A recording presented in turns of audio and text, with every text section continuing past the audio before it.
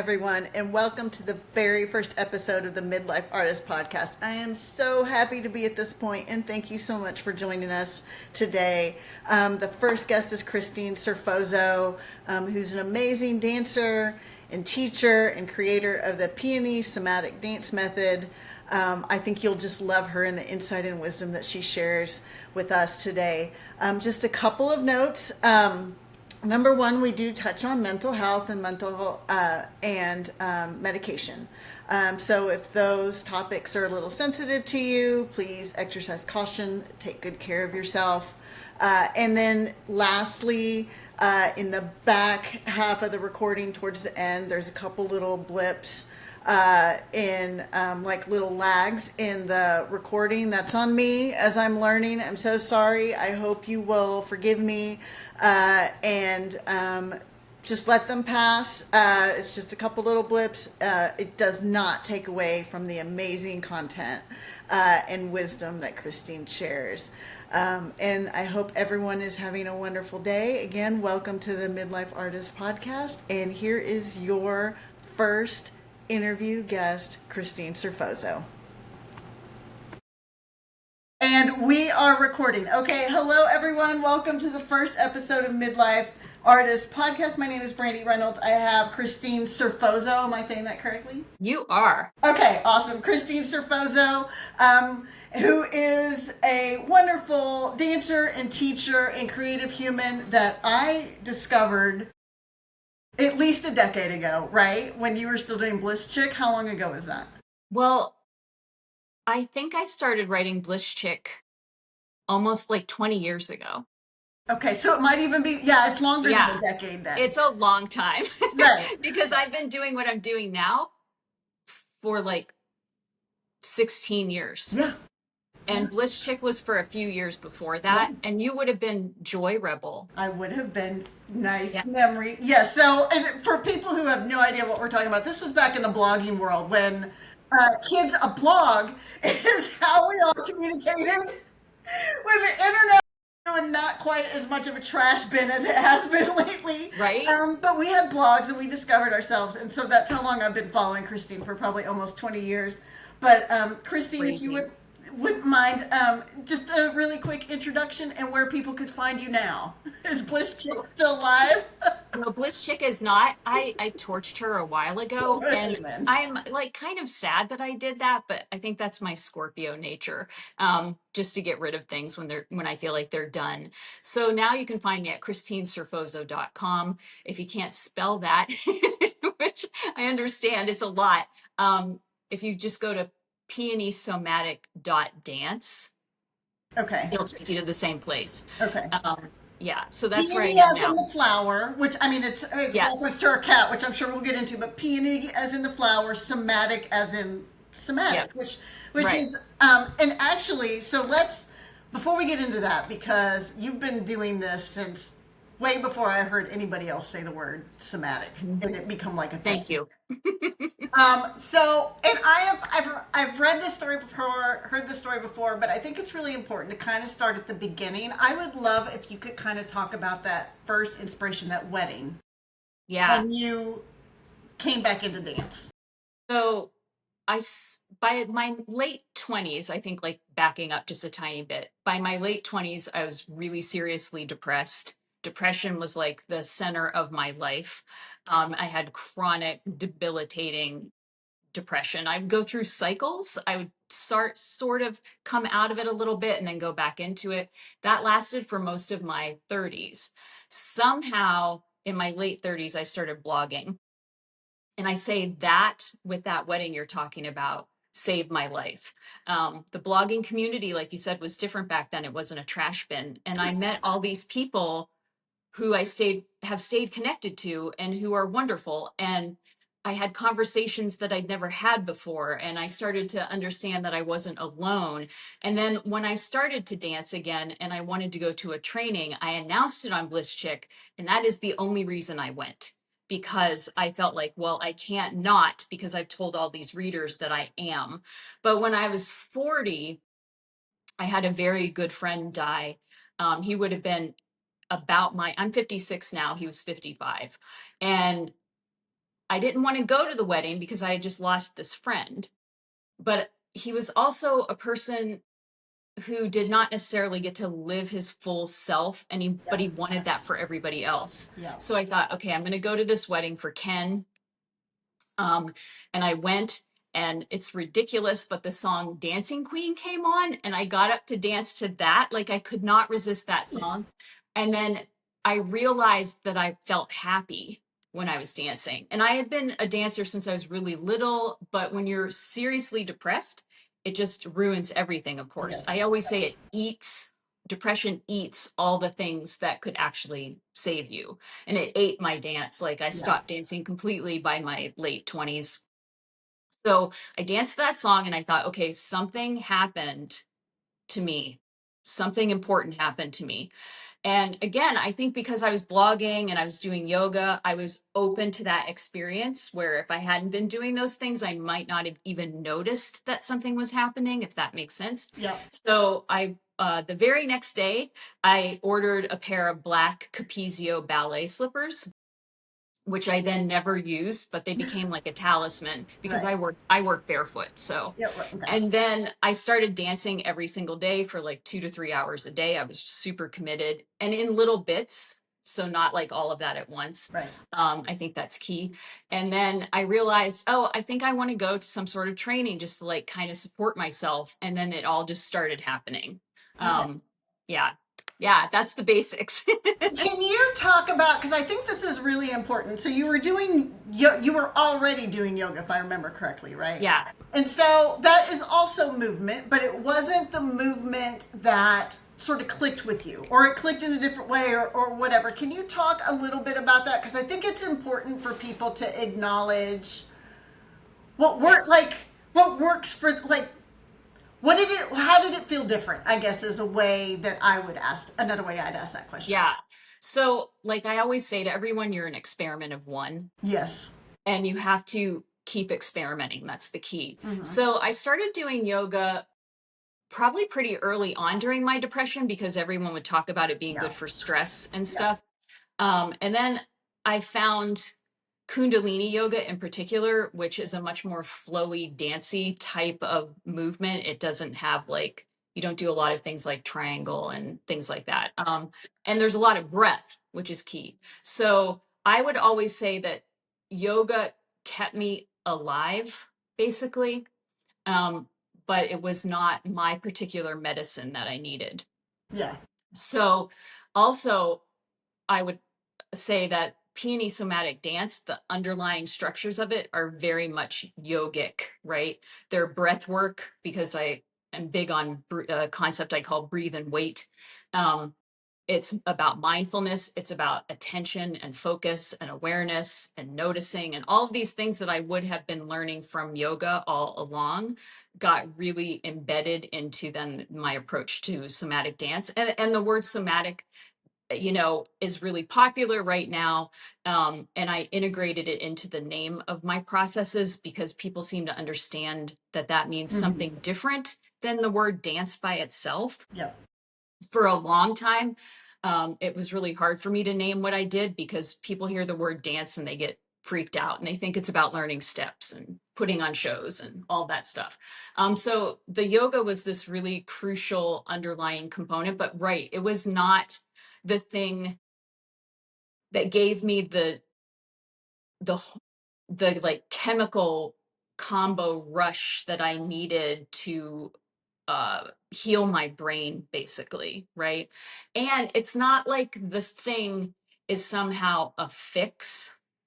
Right. That's an It important is note. right. It is just medicine that you have to keep taking. So I happen to be um like antidepressant resistant. Oh, that's a bummer. Yeah, so I want to get that really clear too, that like I'm not anti-medicine, that if you can take medicine and it works for you, I am so happy for you. Right. And Amen. I am so jealous. Amen. We are not like this. We are not anti No. whatever works for you, including modern medication. Right. Do all the things to save your life. Do all the things Yes, to have a good 100%. life. Exactly. If I could take them, I would. They send me to the emergency room with all kinds of weird side effects. The one that did finally work for me then stopped working after 6 months, and there was nothing they could, yeah. So like, I'm medication resistant. So I have to be even more committed to daily practices to keep myself healthy. Um, but that's going to, and it's not just dance, right? Like it's this combination of all these things. I never want it to seem simple because it's not.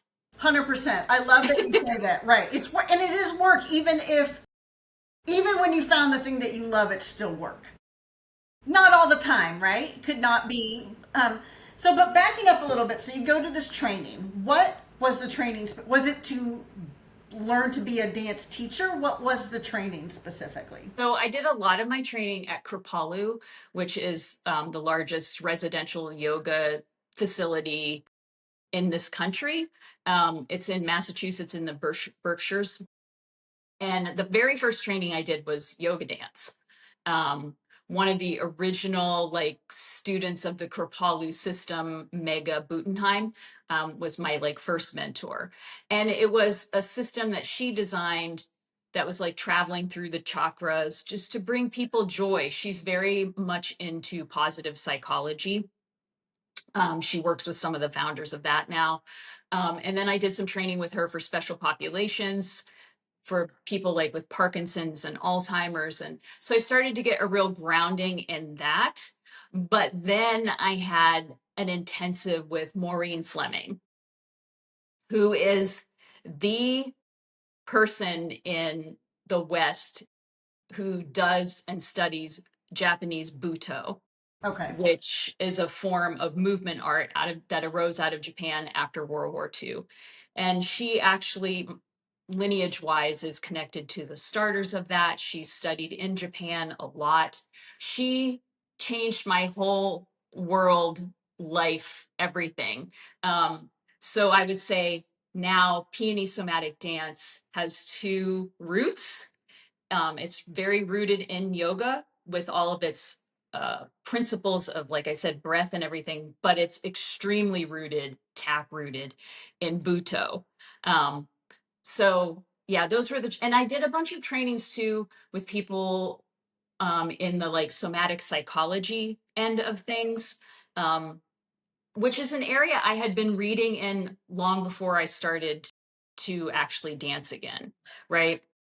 So I finally got to study with some of those people who are big in that area. So yeah, there's a lot of roots to peony somatic dance, but those are the two main ones. And was the idea always, excuse me, I'm in the South, so windows are open, so there's flies. Was the idea always like, I want to teach, or was it necessary, like, I just want to deepen this and I don't know exactly? Yeah. Yeah, exactly. So I'd always been a teacher. I just taught writing. I have a master's in literature. So I was always teaching like at colleges or technical schools. You know, a lot of Gen X people were doing the gig economy before it had a name. Yes. I was one of those people. So I'd always been inclined toward teaching. But when I first started going to trainings for this, it was very much about deepening and committing to my own practice.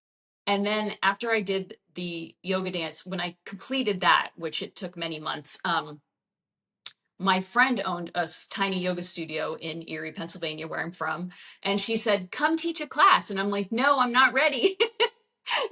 And she You're said, never oh, but ready, just, right? right. She said, but just one, just to see what it's like, just to like a little trial. And then that was it. I have been teaching regularly since then, you know, lots every week since that day I taught at her little tiny studio. So And at first, if I remember correctly, it was not called Peony no, Somatic. So if you can talk a little bit about how that journey has changed, both in actually, let me back up. For the people at home who may not know, can you give us a definition or an idea of what somatic means and what you're trying to talk about or connect to with when you're teaching the right. style of dance? So somatic, oh darn it. I have the book is like sitting right over there, who started Thomas Hanna came up with the word somatic. It just means of the whole body. Okay. Um, and I would say of the whole body mind, right? So a lot of dance has been turned into, dance is just for professionals. Dance is just for people of a certain age. Dance is just for people of a certain body. Um, Dance is just for people of training, right? And then you bring in shows like So You Think You Can Dance, which is such a snotty little title, right? And it turns it into something that it's not ever meant to be. Dance was meant to be a communal experience. It was meant to be, I always say we started, let's see, we built fires, we Hmm. started pounding on things to make sound, and then we started moving together. Yes. So dance is one of our, I would say, original religious proclivities, basically. Community gatherings. You dance to celebrate, you dance to mourn, you dance to protect yourself. Anthropologically, they're starting to think that dance arose out of a need for a small group of people to look bigger. So they would dance in unison to look like a larger animal. And to this day, if you notice, like we love watching large groups of people Yes. dance in unison. Like it's thrilling to us on like a cellular level. And that I think comes from that it's really written into our genes to move our bodies in these ways. And I've lost track. So Now, the main so what's funny is for people who don't know, I'm an avid hiker and trail runner, and one of the things they tell you, like key thing, if you come across wild animals that might hurt you in the woods, the first thing you do is get bigger. Make yourself Mhm. give like wave your arms, stomp your feet. If you've got Right. trekking poles, wave them over your head. So like it's like an instinctual thing that makes complete, I've never heard that makes complete sense to me, because also like think about herd animals and how the like herd animals will like protect like things in the middle of the herd, and then there'll be like things on the outer herd and they'll move together because it's a bigger thing. It's harder to hurt and attack if you're this bigger thing. Exactly. Yeah. Exactly. So actually, so how did so it start? So yeah, we were starting on peony and like or somatic and what that meant. How like when you started to teach, what kind is it? Was it the same process under a different name, or was it a No, it's different evolved. process? You're right. Like it's evolved a lot because I did start teaching strictly by the pattern of that yoga dance where you would work through the energy of the chakras. Um, and then I found that I can have a fairly, I'm very metaphorical, but I can also have a very literal mind. So I started turning that into more concrete processes over time.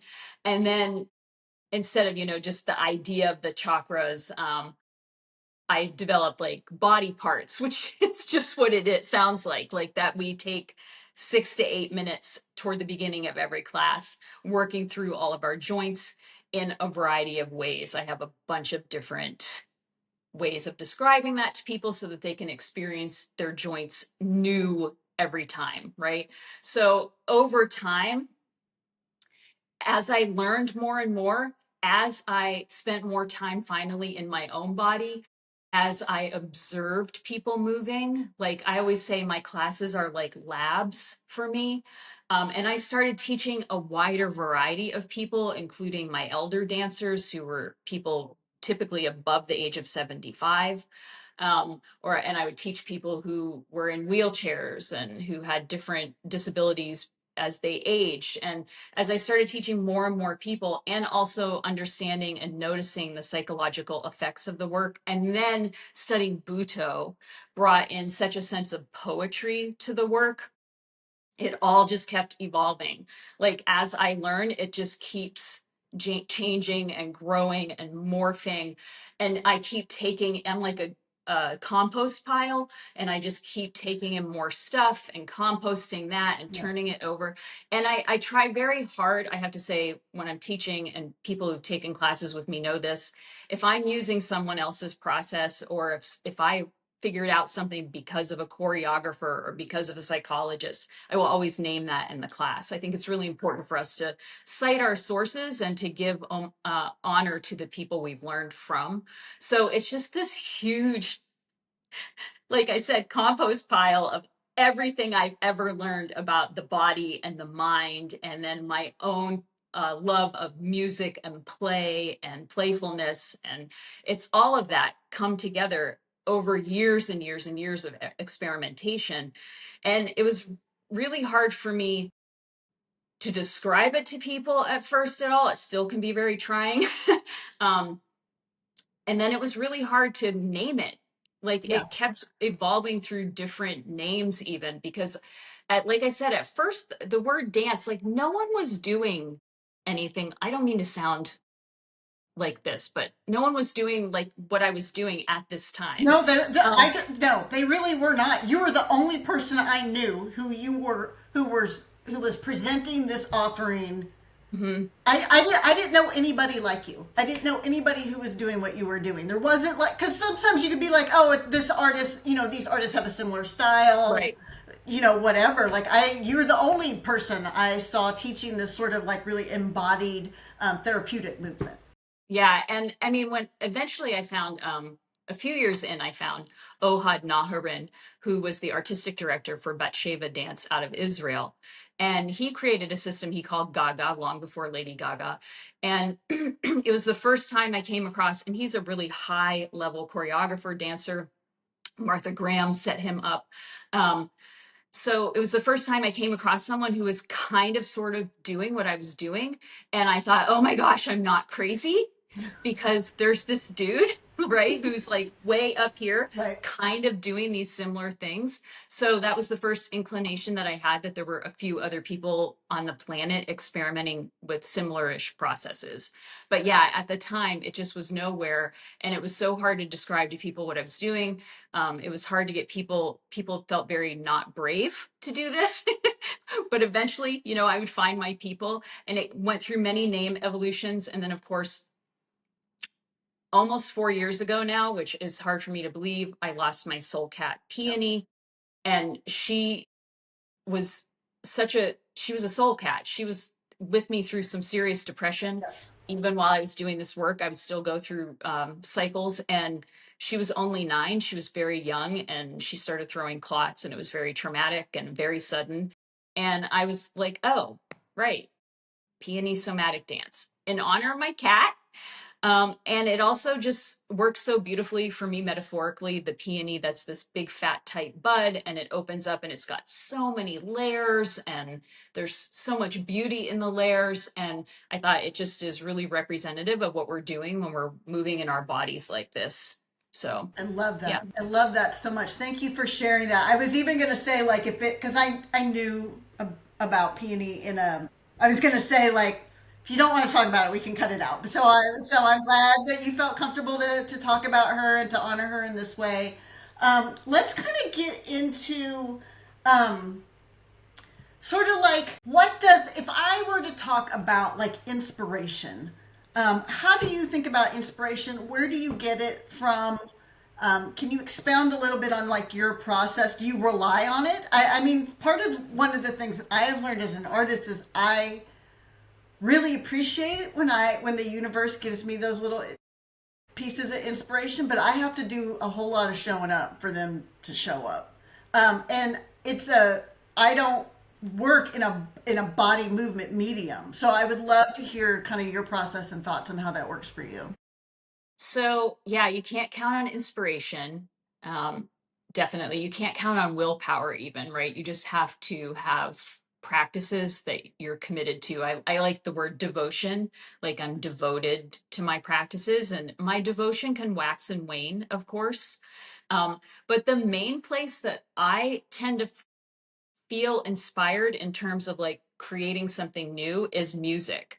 So I think one of the things my students would tell you is that I've introduced them to whole worlds of music that they would have never discovered otherwise. I pride myself on finding new music. Um, so I was teaching for less than a year when a student walked in and introduced me to Zoe Keating. So this was, like I said, like about 16 years ago. Now I feel like almost everyone knows who Zoe Keating is, but at the time, she was much less known, and she plays cello. And I would call it like avant-garde classical. And it did something, it made me move in new ways. So then I was on this quest to find Oh, music yeah. that, especially to find things that did not immediately make sense to my body. So we all have these like habituated ways of moving that likely come from our time going to middle school dances. Okay. Right? Like I can often tell A how little old box someone, step, like. yeah, the 80s, you know. Like I can always tell people's like generation by like their default dance, and we all have default dances. So when I'm finding new music, I'm trying to find things with different time signatures, things that kind of like confuse the body at first so that it has to find something new to do. So that happened to me with Zoe Keating, and then she started to sound pretty normal to me You compared to had how to she find sounded. something else weird. Right. So I had to keep finding like weirder and weirder and weirder things. Like just Wednesday night at a local class here in Columbus, Ohio, I played something that one of my students said, that put me into flight response because No. it was so strange. And of course, you know, we're in a safe space, so I say just be with the discomfort because we know we're actually safe, and brain's just freaking out. But that's how weird some of the things. So I find a lot of inspiration from those edgy musicians who are just exploring how to play with sound in new ways. um you would think that I would find a lot of inspiration by watching dance, but a lot of dance that you see like out in the world is um, the dance that I talked about at the beginning. You know, it's predictable.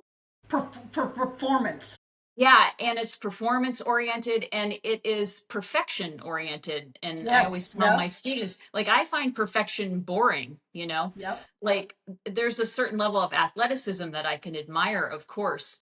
But this is the thing about Buto is they would say that your body doesn't really have anything interesting to say until you're in your 70s, because then it's had time for all your stories to settle in. You've lived a lot, and now finally your body has something interesting to say. So the all the Buto dancers, performers perform until they die, basically. You know, like they just keep going because they just think that there's more and more interesting things to be Oh, I love said. that.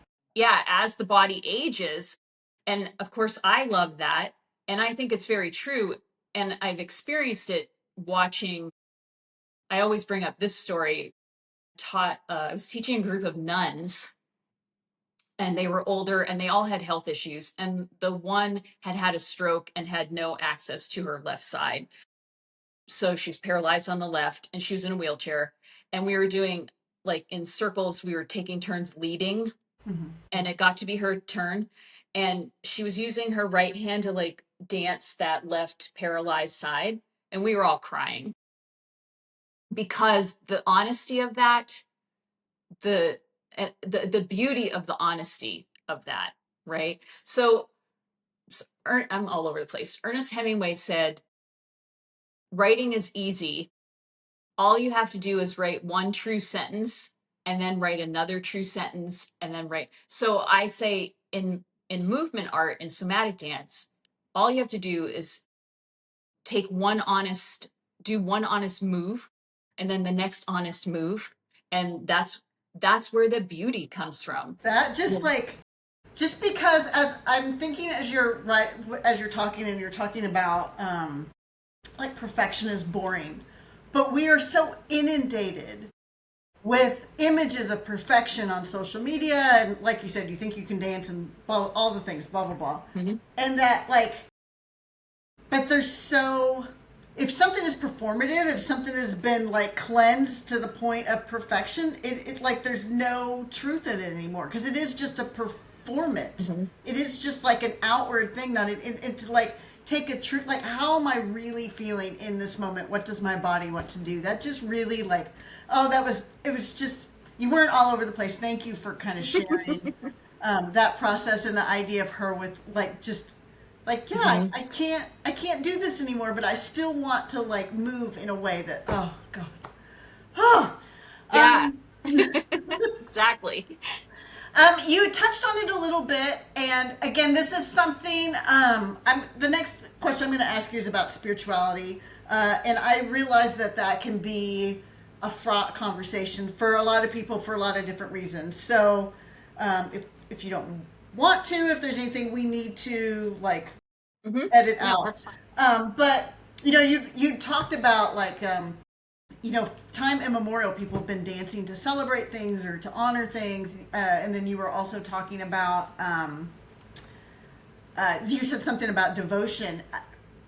Can you talk to me about, like, do you express spirituality in some way through your movement? Is the movement linked to your spirituality in some way? Like, how do you think about spirituality in this art form that you have created? So, where to start? I was just having a talk with some students the other night about the difference between what we do and like trance dance can be very popular right now, kind of like rave like dancing to transcend.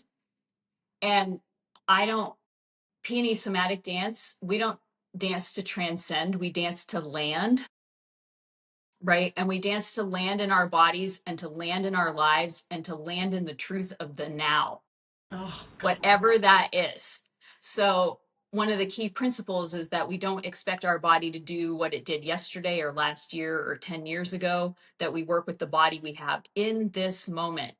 And so, for me, like that's the most spiritual thing that we can do is to be completely present to our current selves, also respecting all of the selves that we've been, but being completely current, present to our current selves. There's nothing to transcend. And that transcendence itself is a form of delusion, right? So I would say, like, at this point in my life, I go through phases with this too, and I had a really bad atheism phase, like, really, like, that's when I know I'm depressed because I get in this I paint myself into a dark corner of atheism. But I would say that the thing that resonates with me the most is tantric philosophy of non-dualism, right? That body, mind, and spirit are not at all separate. So when we're working with the body, we're also working on the spirit and the mind at the same time. And I would say like that the breath is the key to the gate of the body that then allows us to work on all those levels simultaneously. So yeah, like when I'm moving and moving with others, I know the truth of myself, right? That I can get through anything, that I've gotten through a lot, that I have strength in me, that I have creativity in me, that I have compassion in me, that I'm connected to everybody, and that life is worth living, right? Yeah. And that community is our temple. You have such I can tell that you have taught writing. You have such a poetic way of speaking. I love this so much. Oh my gosh, I love that. I have been, I just moved back to my hometown, which is a place I said I would never ever come back to. And so, we moved back to be closer to family, because Mhm. it's getting to be that time of life where the medical things start to be bigger, Yeah. medical things, and time is shortening, and Mhm. so the idea of community, because I'm now back in my hometown community, which is very small. My hometown has 2,900 people in it. Whoa. Yeah, very very small. Um, so and it's not changed much since I last was Wow. here. Yes, like when I graduated high school. And so that idea of community of temple. So I mean, it seems to me like a lot of your classes must feel very sacred and like you're in sort of like a religious or church service of some Hmm. sort. Yeah, it definitely feels like it feels like this ultimate kind of safe space where we can lay down what's hurting us or what's heavy and like be free of that for a little bit, or not necessarily be free of it, but understand that we can handle it, and understand that there's aid in community, right?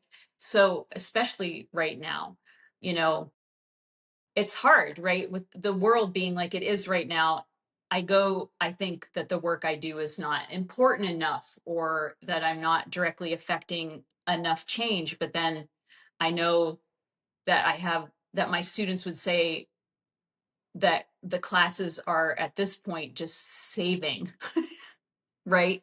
That it's Yes. saving us just to be together like this. Like I can go into a class really despairing and grouchy myself, and I still will use a little bit of pop music here and there just Hmm. to lighten mood, just to, especially if I have new students, because it's familiar ground, and we'll end up like just laughing. And I will even say how grouchy it makes me because it works. Like, why is this working? I wanted It's to so stay annoying. Yes. grouchy. It's so Like, annoying that the thing, like, right. yes. Why is this making me feel better? Damn it. So, yeah, yeah. It can feel very churchy, Do I you guess. find, because I have very different experiences when I'm like at a trail race or hiking with people versus my own time in the woods. Do you find a sense of spiritual connection in just in your own personal practice as well? And it's just like, is it different? Is community where really where the spiritual connection is, and alone time is something different? Would love your Yeah, thoughts on that. community is really where it's at. Once I started teaching, my personal alone time really suffered. Um, it can be very challenging to work by myself now, but I've also figured out that, like, when I'm teaching and I'm just your guide, I'm learning so much, and I'm so stimulated, and I'm getting ideas, and I'm watching magic happen, and none of that can happens like or on a very lesser level when I'm working by myself. I've been really, really struggling having a personal practice at this point. Now I teach enough that I'm dancing almost every day. Um, but I still feel guilty not having like my own Oh strict my God. personal practice Yes. time. But it's just also not where I get the nutrition that I need, Right. you know? Oh my gosh. I think that's so fair. I think that's so fair to say, and I think I also wonder, like, because I really struggle with um, just having sort of a personal connection, spiritual practice, and I also wonder how much of that is like a should. Is it a Hmm. should or a want to? Like I love that you just said that, like, where am I think that's something we can all ask ourselves is like, do we think we need to have that? Those of us who feel like we need to have some sort of practice, or we're missing something, or we're not deep enough, or not whatever enough, or are we getting fed? Is there somewhere else that we get fed? Right. As long Right. as we're And getting fed, right? Like we need the exactly. nourishment. Like wherever the nourishment is, that's where we need to go. Well, and when we talk, now that we're talking about it like this, it's such a toxic individualism thing. Oh my God. Yes, I love you for saying that. My husband and I, we go on walks almost every day and solve all the world's problems. Yeah. And yes, we were talking about toxic individuality. I don't think we use those words, but that's kind of the idea that we were talking about. So Yeah. yeah, I would love. That fact that I think that the fact that I think that, and I've thought this in my life, that my individual practice is of a higher level somehow. Like, what the hell? How is that's not even logical? Like me Especially being me being alone, right. moving alone in my room. I How is that better than or greater than moving with other humans? There's just, it's ridiculous. It's a ridiculous, yeah, kind of toxic individual capitalist kind of like commodifying of this practice that's supposed to be shared, you know? So two things. I think two big things is when you look at, you know, your yoga practice back when you were younger, when you first started dancing, when you first discovered dance, or when you were dancing in a different way in your younger self versus now. What like how has your thoughts on like creativity in your practice, uh, changed um, at this stage in your life versus maybe when you first started dancing? If we wanted to like pinpoint a time, or when you first Right. started doing kundalini.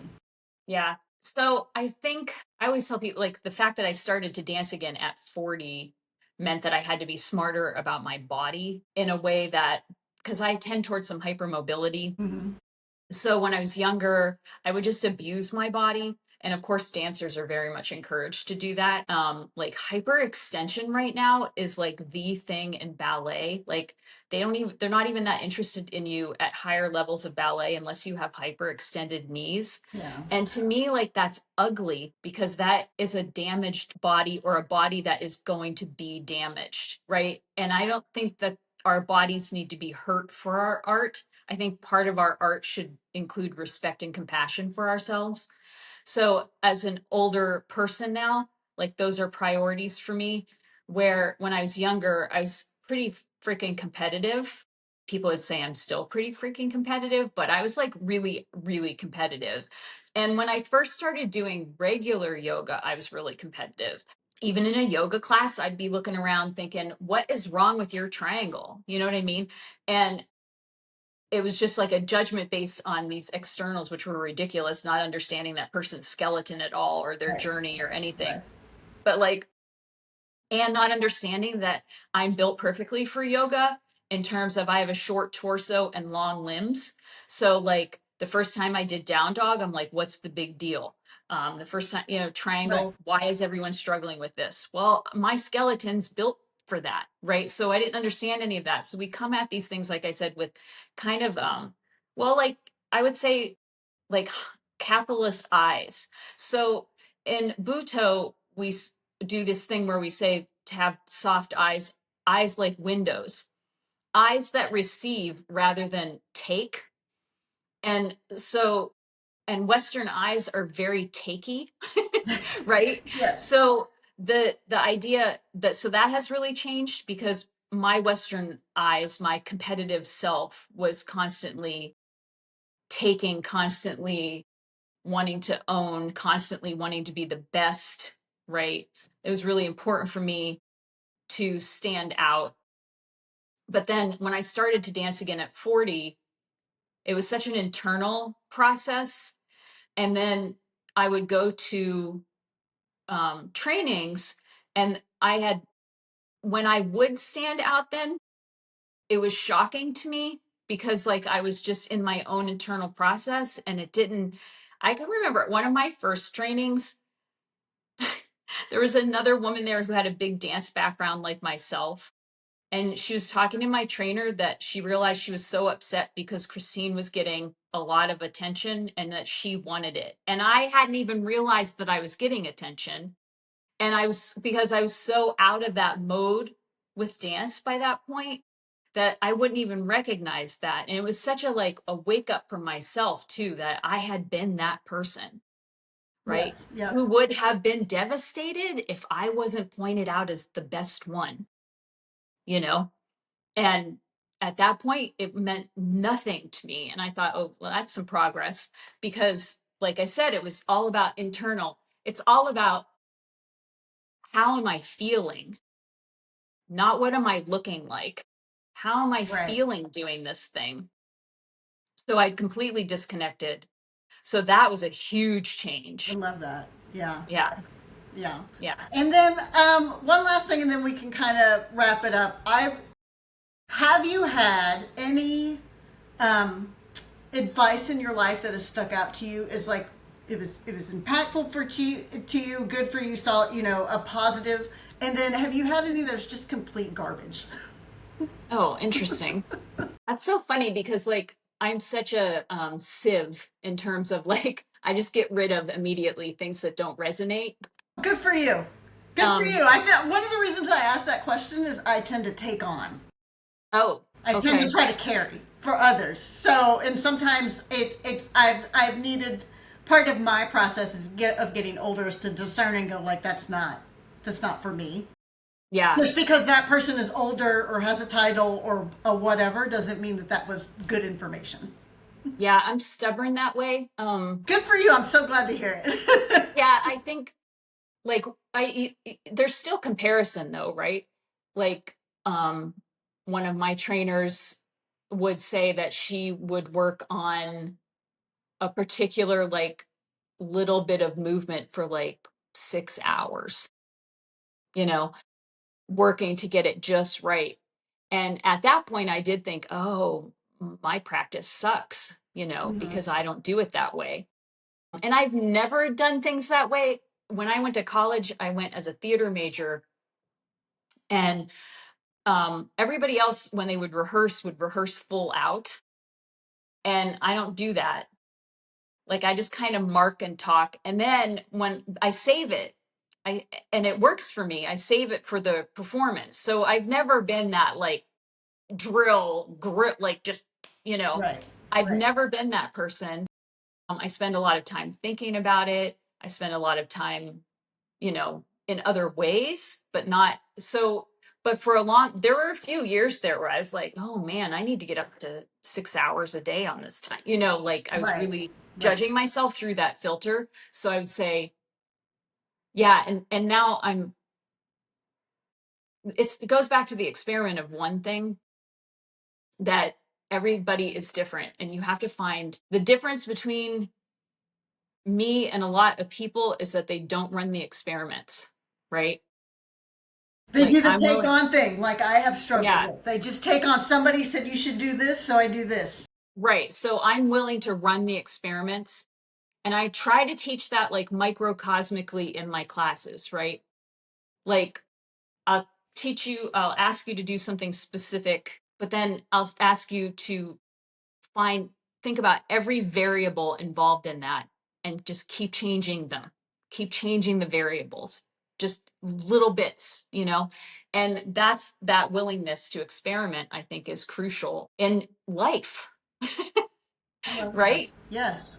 So it's the little tweaks that will make like the biggest difference. It's the little tweaks that will lead me to finding something brand new in my body after all these years, and thinking that, and you think you know your body, you don't, you know, and you get to meet it new every time if you're willing to keep tweaking and keep playing, Right. you know.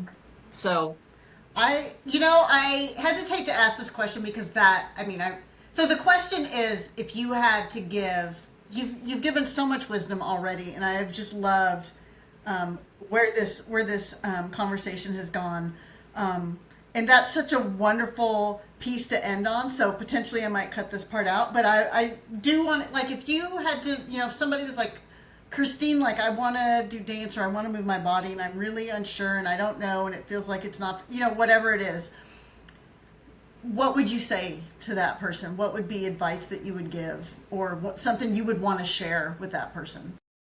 so I would have lots of little things. First of all, I would say start with a piece of music that you have just always loved, or a type of music that you have always loved. What kind of music did you love to dance to when you were 16? That's a great place to start. But the other thing that I would say is to watch yourself in terms of creating obstacles. So Yeah. you don't have to change your clothes to dance. You can just get up and dance in what you're wearing. You don't have to dance for an hour. You can dance for one song. You don't need any space but your body. You can dance in a chair. You can dance in a closet, you know and if there's someone in the house with you, go into the bathroom with your earbuds and dance in there if you're shy. Like, just watch yourself. We have this tendency to create all of these obstacles. We have all of these rules about what our practice needs to look like, and our practice needs to look like practice. That's the only thing it needs to look like. Oh my gosh, I think that is the quote that I will be like marketing this. Our practice just needs to look like practice. I love. Oh my gosh, thank you. I love that. I love that so much. Um, all right, so I think we're about. I want to be respectful of your time, and we are about there. I cannot thank you enough for going on this again to talk about experiments. This experiment with me